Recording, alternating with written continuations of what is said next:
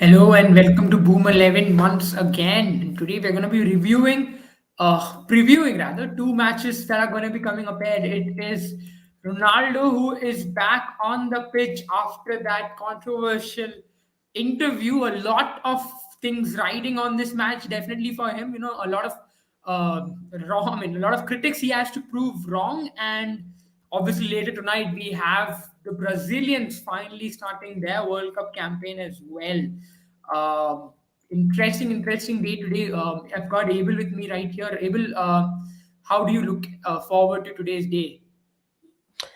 Firstly, yeah, I mean, after what had happened over the last 2 days, I'm super excited about today's games because today looks like the most high octane clashes which we have on the cards, especially if you talk about Portugal. They are in action today. Brazil, the red hot favorites for the World Cup, are in action today against a very strong Serbian side as well. So can't say which team to really pick, and you can't take sides for sure. But the fact is that it's going to be an interesting day of football. You're going to see again evenly matched teams going up against each other. Expect upsets if you want to call it, but I would call it good results for the World Cup because all the teams, as I mentioned even yesterday, are supremely balanced in this World Cup. You can't pick or choose. They've all come out to really give it all, especially when it comes to their tactical masterclass which they put up. And even mentioning about Canada, we did speak about them while we were doing the live yesterday. I thought they were very unfortunate not to have gotten that one goal lead or not to have actually leveled the game. They had 22 shots and 0 goals. It was a game which I thought Canada also dominated. But looking now, talking about today, um, I'm pumped about today because we've got some really good games, especially from that group of Uruguay, South Korea, and Portugal and Ghana. That's a group which I'm really looking forward to, and also Switzerland, Cameroon is going to be an interesting game to watch out for. And later tonight, or rather tomorrow, as per Indian timings, you will have Brazil take on Serbia, which I think is going to be one of the games of the Yeah, tournament. absolutely. The Serbian team is a very strong team, and obviously you cannot discount the Ghanaian team. The Ghanaian team as well. First match, of course, going to be Switzerland versus Cameroon, which is we are a few minutes away from the first match, if I'm not wrong. Yeah, around 45 minutes or so to go. It starts at 3:30 here at our local time. But even let's start with that first match itself. I mean, a quick preview on how Switzerland you reckon is going to be the one that's going to go through, or is Cameroon going to surprise them? I mean, let's be honest, right? If we talk about Switzerland team, they are a fantastic team. They've got almost everything covered. Let it be about the kind of let it be about the attacking prowess. They've got a good defensive line, and especially someone like an Akanji. He's an exciting talent to watch. If you talk about midfield, likes of Granit Xhaka, and all these lads are top-notch players. These players can win you a game, and especially up front, I'm looking forward to see how Embolo is going to go in action. He's a fantastic player to watch. I personally think this is going to be a fascinating game of football more than anything else.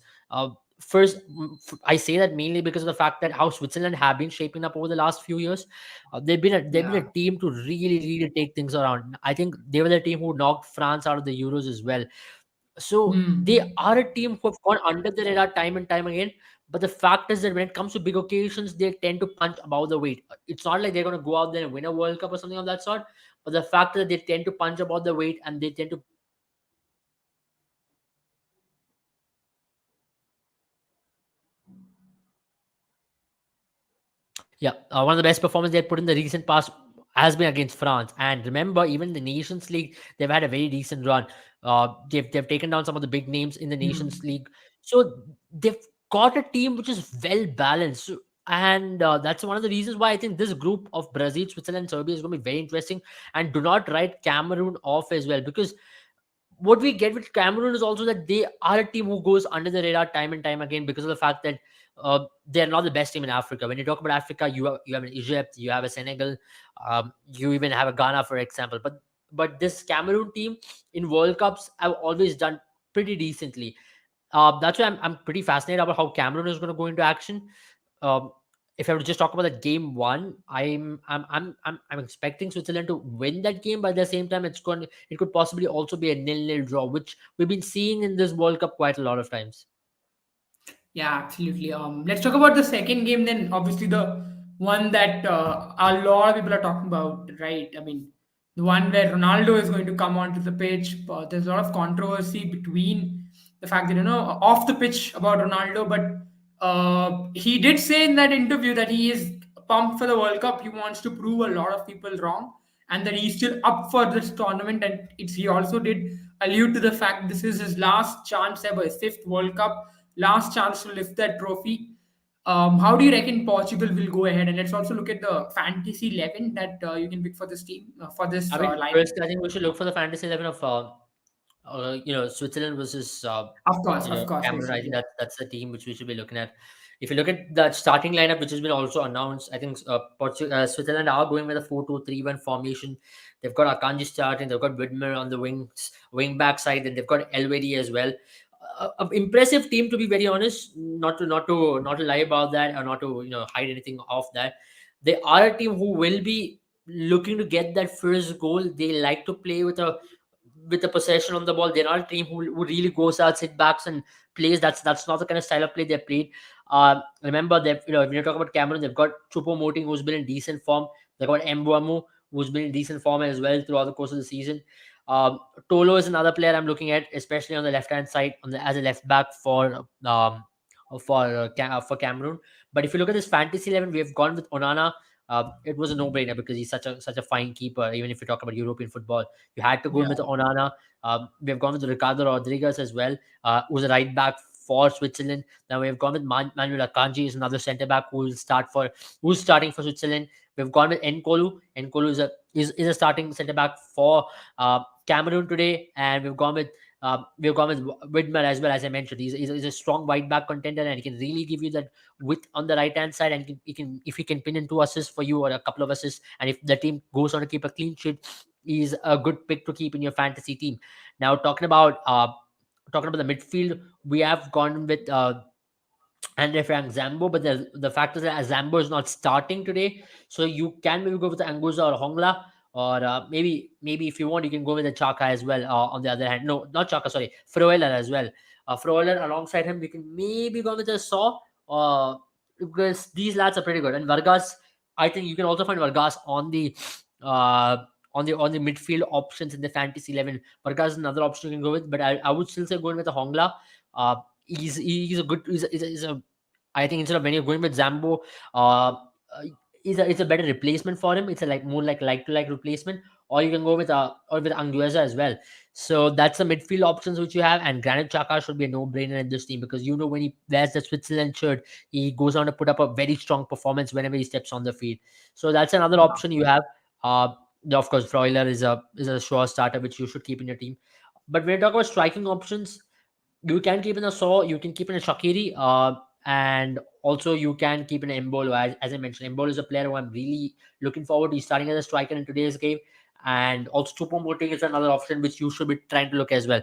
Because Choupo-Moting, what you get with Choupo-Moting is the form which he's carrying. He's been one of the starting strikers for Bayern Munich in this season. Yeah. The form behind his back is certainly going to help him. I'm not sure what the scoreline is going to be, but I can tell it's going to be a very close game. So it's important to choose your fantasy 11 according to that and understanding the game dimensions. Understand that Switzerland will be the team who's going to have a lot more ball control. So keep the midfield options of Switzerland a lot more in comparison with Cameroon. So Granit Jack and Mhm. Freuler are the options you should be going in with. I mean, I did forget about one match right in the middle between these two, which is Uruguay versus South Korea as well. Yeah. Exciting match, Suarez versus Heung-min Son. Yeah, I mean, How do Suarez you and see Darwin this Núñez. match? Yeah, Yeah, I was just saying that Suarez and Darwin Núñez, it's going to be an interesting start. If they're going to start yeah, together, it's going to be Cavani and Darwin Núñez. But yeah, to be very honest, South Korea is another team who is a who's a team who can surprise many other opposites, many big teams, many teams from Europe or Asia, or yeah. from Europe or South America. Because you saw it with Japan, they defeated Germany in the last World Cup. It's Remember, been South the, Korea what do in you the say? group. I mean, while we are on this topic, we have to talk about the fact that it's been this sort of, Asian dominance, you would say. I wouldn't say, I mean, not probably dominance, but a revelation of Asian football and how far it has come. Because Asia is not always considered to be a powerhouse, but in last 2 days, we've had two world giants of football defeated by two Asian teams.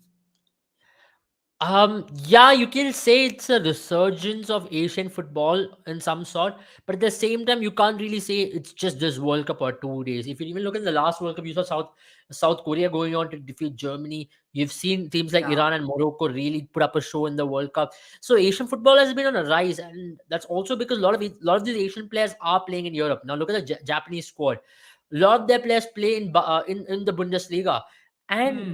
Hmm. that's a testament to the talent they've got. That's a testament to the kind of skill set they've got. And so when these number of players who go out there in Europe come back to their national team, it the unit which is formed over there is a very cohesive one, and that's what we've been seeing in this World Cup. If you look at Saudi Arabian team, that's the only team who has no players in Europe, but they really outclass an Argentinian team by sheer tactics and sheer passion on the field. But when we talk about Japanese team, they've got talents. They've got Minamino, they've got Tomiyasu, they've got Doan, they've got Ritsu. All these lads are playing in Europe, and that shouldn't be a surprise for you. Whatever happened was something which was on the cards. So once again, I repeat, I like to reiterate that don't be surprised with the results where smaller teams are trying to defeat the bigger teams in this World Cup, because the kind of tactics which all the smaller teams are trying to deploy against the bigger teams, that's where they kind of overpower. That's where they kind of outclass the bigger teams.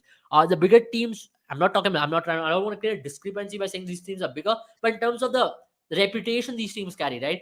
For Yeah. example, Germans are four-time world champions. Argentinians are two-time world champions and defending champions of South America. So these teams are strong favorites to go on to win the World Cup because of what they've been doing over a period of time. And when you talk about Japan, remember they had a very strong run in the 2018 World Cup until the round of 16 game where they had a Yeah. lead of 3-1 and they lost in the last minute to Belgium. So they've come very close in the last World Cup. They've been playing some really good football. And even if you have to talk about Ghana today or if you have to talk about South Korea tonight, I think it's gonna be about who's gonna tactically outclass another team. And I know physicality is a concern. We've seen that in the Japanese game as well. Uh, if you have to say the Japanese players to play the whole 90 minutes, they can't do it. That's one of the reasons why the substitutions work to their favor so well. These players were brought in the I mean, 65th is it? minute. I mean, so even is it also because of the new substitution rule that these teams are able to compete a lot more?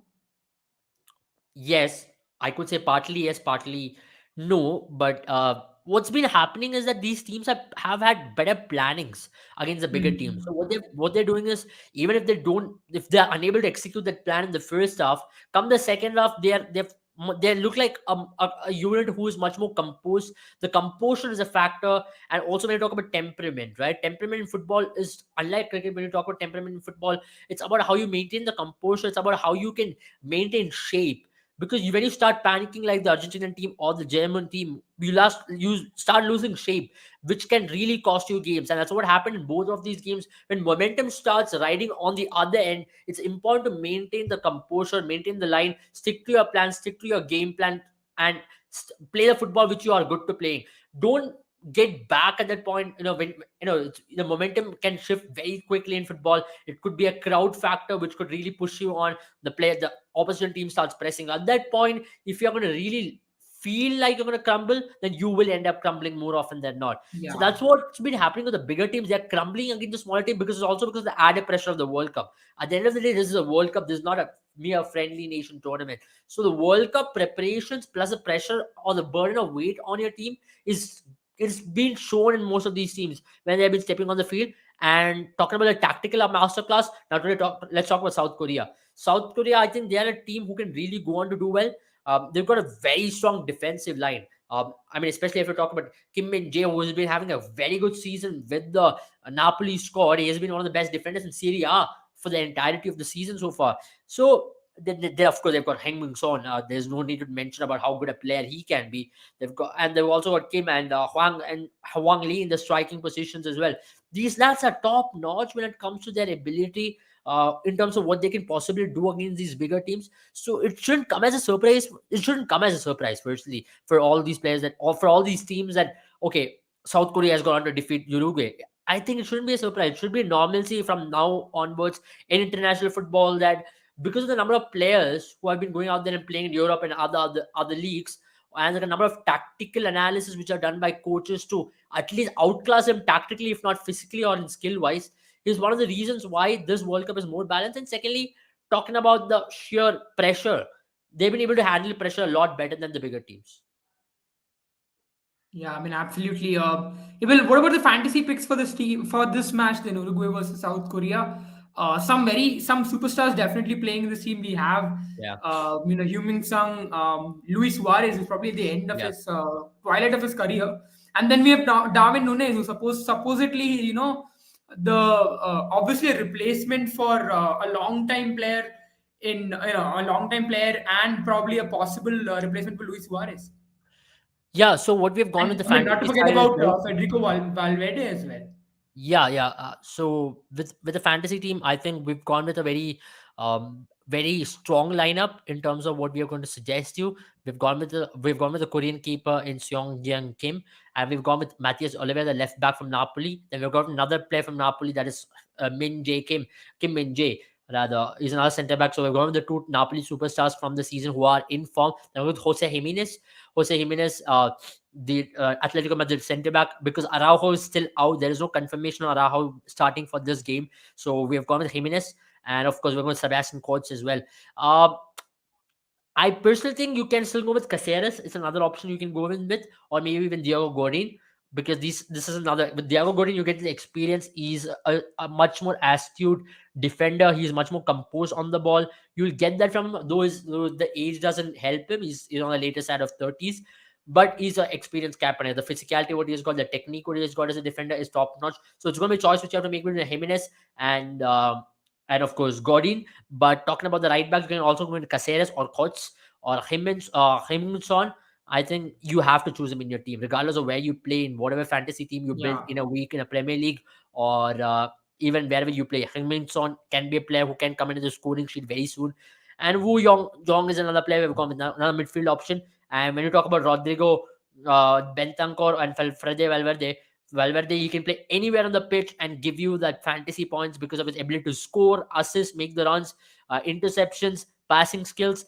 One of the best players in the world right now. I would And I even go on to mean, say that. Bentancur has been a clutch player for Tottenham Hotspur. He's always been coming in that 90th odd minute and scoring goals for them, saving them from a lot of many a time saving them from we would say a disgrace or a draw. And that's why he's a clutch player, and it is a clutch occasion when the World Cup comes, isn't it? Absolutely, and Bentancur linking up with Fede Valverde, and also you can also go with Nicola da Cruz, who is another exciting player to watch out from the Uruguayan team. He's going to press the defenders. He's someone who's going to put in a shift, uh, day in and day out whenever he gets an opportunity. If you don't want to go with Bentancur, go with Nicola da Cruz or Federico Valverde should be a must. He can also be a captaincy option, because what he can do Yeah. is he can create chances for you. He can maybe provide an assist in your fantasy team and score goals. And Luis Suarez, El Pestelero, you have to keep him in your team because of what he can, his ability in front of the goal, and also Yeah. David Nunes. He's another pressing machine. He can create chances for you. He can give you an assist or two, linking up with, because that system is 4-4-2, and because so these when he's gonna have an attacking support with Suarez, so the link up is going to be between David Nunes and Luis Suarez. So keep him in your team as well, and he can be a good option. Either as a captaincy candidate, also you can consider him. Yeah, absolutely. Let's talk about the third game then. We have Portugal versus Ghana. Same group. Again, Portugal will be, competing with South Korea and Uruguay for the top two spot. They are contenders definitely for this year's World Cup as well. They have got a very good team. Against them are the African team of Ghana. Not been It's been an on and off World Cup, you would say, for African teams. They've shown the quality, but they've never really gotten away with it yet, or they've never really shined yet. Could Ghana change it around this time around? Because they can be a surprise package, right? They can be, and that's one of the reasons why I keep saying, you can't take any team lightly. It sounds like Portugal are just playing Ghana, but then look at that Ghanaian team. They're star studded in almost every department. Now, if I talk about attack, they've got Inaki Williams, one of the best strikers out there in Spanish football, in Spanish league right now. They've got players. They've got Salisu. They've got Thomas Partey. They've got Tarek Lamptey. So these lads are a serious team at the end of the day. And you know that Ghana, often we have seen in these kind of World Cups, they try to put in a shift, and Ayu brothers as well. Do not forget them. So kind of Yeah. they are also playing in Europe. So most of these players are players who can give you a result on the given day. But then talking about Portuguese team, on paper they're far superior. because of the players they've got, because of the names, because of the players who are in form with them. Cancelo, Bernardo Silva, Ruben Neves. They have to talk about Paulinho, or even if you have to talk about even Bruno Fernandes or Cristiano Ronaldo. So these names are far more superior in European football when you compare them with any other team in the world. If you talk about in paper, Portugal team will be in top three, just on paper kind of balance, on paper superiority when you compare them with any team on this World Cup. So Portugal are the strong favorites going into this game because of what they are going to be coming up with. They are coming up for against a strong win against Nigeria as well. Form is running on their favor, but then the issue with this Portuguese team is they're very erratic. They're like a hit and miss team. On a day they will do really well. On another day they'll just go on to crash against any opposition in the world. As we keep talking about the Pakistan side in the World Cups, Portugal team is almost the same. They are one of they're the most unpredictable team out there. They do not have consistency. On given days, they can be supremely good. They can go on to dominate you, but on the next day they'll just fall apart. One of the prime examples are the Euros. In Euros, in the first game against Hungary, they put in a shift, won the game 3-1. Next game, lost, got thrashed by Germany, then put in a shift against France, then went on to lose the round of 16 against Belgium. So that's what you get uh, Mhm. from that Portuguese team. It's just inconsistency. To be very fair, and this is a World Cup they would want to change it. If they have to go deep into the World Cup, they have to be extremely consistent. And they have possibilities. If they finish number two in the group, they have possibilities of facing Brazil. And if they go to quarterfinal, they will most likely face a very strong Spanish squad as well. So it's not going to be easy run for this Portuguese team, but then they've got the players to do it at the end of the day. Yeah, I mean, so you spoke about a lot of superstars, who could be featuring in this game today between Portugal and Ghana. Which of these superstars will line up in the fantasy 11 that we have picked up for everyone? Can you run me through the fantasy 11 ones? Yeah, so the fantasy 11 for this Portugal versus Ghana game, we've gone with Diogo Costa, a very good goalkeeper for them. What he's going to bring into the team is nothing but he has got that ability, especially if you have to talk about what he can do in the back line, especially between the sticks. He's a good shot stopper. He's got the ability of distribution as well. Now talking about the right back, we've gone with how Cancelo. You had to pick Cancelo over anybody because if he's given the freedom to move up the ranks and play even as a number 8 when there's an attacking transition, or give width on the wings, he can be as dangerous as an attacker as well. He's as dangerous as any winger in the world because for me at least, he's the best wing back at the point. Then you had to go with Ruben Diaz and Daniel Amarte. Amarte is another good defender. He's got the physicality in him. He's possibly a very underrated pick. He can be a left field choice if Ghana goes on to keep a clean sheet. Now, and we have gone with Seidu, another defensive option. But when it comes to the Portuguese team, we've gone with Bruno Fernandes, we've gone with Thomas Partey, Bernardo Silva, and attackers, we've gone with Rafael Leao, Cristiano Ronaldo, and Iñaki Williams. I'm not quite sure about Iñaki Williams. I'm not quite sure about Rafael Leao because, see, you can possibly also go in with another attacker from the Ghanaian team, because Ghanaian team, they've got some really good attackers, especially Ayu is another attacker you can go in with. And of course, you had to have Thomas Partey as your Yeah. CDM in this team. We've gone with the 4-3-3 formation for this game. And you can choose Cristiano Ronaldo as your captain because he can be a much more potent goal threat up front for you. But alongside that, another option you should be going with your fantasy team is Bruno Fernandes, because he can be a goal threat and he can also create chances for you, which can really help you with your fantasy points. Absolutely. Well, then let's move on to the next game. I suppose we have covered Portugal, obviously. In Indian time tomorrow, 12:30 a.m. Or else, if you're elsewhere, maybe speaking about maybe another time zone, probably on the same day. It's going to be Brazil who's going to face off against Serbia. Probably the strongest matchup in this on in today's game, because Serbian team is a very Is the very good strongest team. matchup of the World Cup Yeah, group stage. absolutely. I think that's a very good way to put it, because you've got, what do you say, a very good lineup, a very good Serbian team. Not many people are aware of this of the kind of team that of the kind of players that will line up today in the Serbian team. But people, run me through how much the Serbian team can challenge the Brazilian team, because we spoke about Brazilian team at length. Many others have, but this Serbian team is going under the radar. But they are a very very good team, isn't it? It's a very tough game to predict. I think this is going to be the match of the tournament. If everything goes right, there's going to be a very evenly contested game. They're coming up against the world number one Brazilian squad, who are the red hot favorites to win the World Cup. But then do not write off the Serbian squad. Even if they go on to lose today, I still think they'll make it out of the group. They are going to be the dark horses for this World Cup. Just looking at the talent pool they've got, just looking at the players who are in form for this team, this is a fantasy lineup we picked up as well. Which before that, we will talk about what this team can possibly bring into the radar. Right? They've got players like Lahovic, they've got Mitrovic, they've got Tadic, they've got Sergei Yeah. Milinkovic Savic.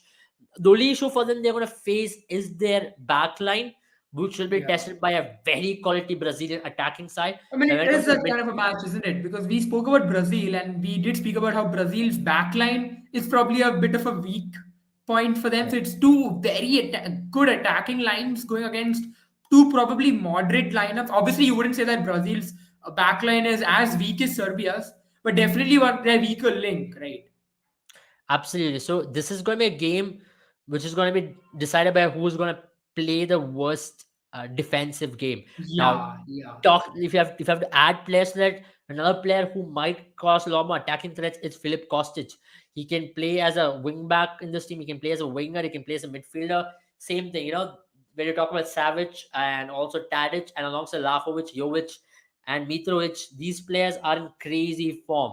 So I personally think this is going to be the match to watch out for a lot of likings, and it's going to be a very close match because Serbian team has gone to defeat Portugal in the qualifying stage. They can do both. They're not they couldn't really clear the group in 2018.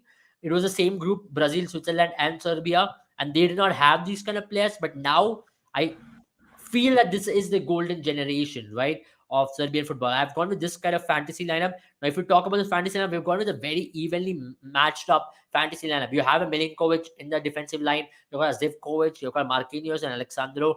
Then midfield, it's again Milinkovic, Savic, Casemiro from Brazil, Tadic, Lajos, Neymar, and Vinicius Jr. You are spoiled for choices because the quality in both the sides are very, very evenly balanced out. But then if I have to talk about the Brazilian side, uh, there's nothing much to talk about them because they are certainly the number one footballing team in the world right now because of the performance they put in. They cover almost all the bases. They've got immense squad depth. Attacking threats, what they can create is gonna be exemplary to watch because with Vinny Jr., Neymar, and Rafinha up top, is gonna be supremely threatening for any team. And they have got Anthony as well. And every position of theirs is gonna be very fascinating to watch. It's going to be very interesting who's going to start as a striker. Is it going to be Neymar who's going to play more like a striker's role? Or is it going to be Gabriel Jesus? Well, time is going to tell that, but I'm going to be very interested for this Brazilian squad because I want to see what's the kind of starting lineup they're going to put up on the park alongside Serbia as well. So one match which I'm looking forward for today is this game. Yeah, I mean, let's go to the comment section. Matthias says that he has a feeling that Uruguay is going to win. Uh, do you reckon Uruguay has a very? I think Uruguay, obviously on paper and in terms of reputation, yes, they do have that upper hand, you would say. But South Korea isn't far behind as well, isn't it? Yeah, yeah. So that's something which I personally think might happen, but at the same time, it's still early days, to be honest. It's still early times to really predict what's going to happen because once the match starts, that's when you can really understand. Because with this Yeah. World Cup, you can't sit and predict until and unless the match starts because that's the kind of World Cup which we are witnessing. Even though you might have a good first half, in the second half, things turn to flip around very quickly because that's a that's a kind of balance which this World Cup has been providing for a lot of teams. They've been able to come back and get the momentum. So I personally who's going to ride high on momentum, who's going to play the game by and take the bull by its horns, are going to be the team who's going to really have uh, that edge today. And especially with Uruguay, I know they're going to be slightly defensive compared to what you see from other South American teams. They're going to play with the flair like Brazilian team, or they're going to play with that intensity of an Argentinian team. But still, I think Uruguay team has got it enough in them to get past a South American team because of the kind of quality they have in every position as well.